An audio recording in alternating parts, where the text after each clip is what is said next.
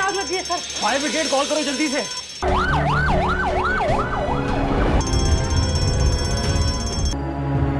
अब सॉरी, मैंने आपसे ये बात छुपाई। बस मुझे लग रहा था कि सारी बात जानकर आपकी तबीयत खराब ना हो जाए। ड्रामा सीरियल बिस्मिल के आने वाले एपिसोड में आप लोग देखने वाले हैं तौकीर साहब की गलती की वजह से अब वो अपना बेटा खोने जा रहे हैं। मूसा को अपने बाप की दूसरी शादी से ही बहुत तकलीफ हो रही थी, लेकिन अब जो बर्ताव अपने बेटे के साथ तौकीर साहब कर रहे हैं, ये सब कुछ करने के बाद वो बहुत बड़ा नुकसान उठाने वाले हैं। क्योंकि मूसा पहले तो बहुत ही ज्यादा बागी हो चुका है और अब वो किसी की कोई भी बात नहीं सुनेगा। रेहाम और तौकीर के दरमियान बहुत बड़ी लड़ाई होने वाली है। जब मूसा इनको छोड़कर चला जाएगा तो रेहाम बिल्कुल अपने शौहर को कभी भी माफ नहीं कर पाएगी और अपने शौहर से इतनी नफरत करने लगेगी कि तौकीर साहब जो कुछ उन्होंने किया है वो अपने किए पर बहुत पछताने वाले हैं। जिस दिन मासूमा इनकी जिंदगी में आई है उस दिन से तौकीर साहब के घर में कुछ भी अच्छा नहीं हो रहा। मासूमा ने अपने मोहब्बत के जाल में तौकीर साहब को ऐसा फंसा दिया कि उनके पास और कोई चॉइस ही ना बची कि वो मासूमा को छोड़कर कहीं और अपना दिल लगाएं। लेकिन जब तौकीर साहब ये सब कुछ करने के बाद उनका बेटा उनसे हमेशा के लिए दूर चला जाएगा,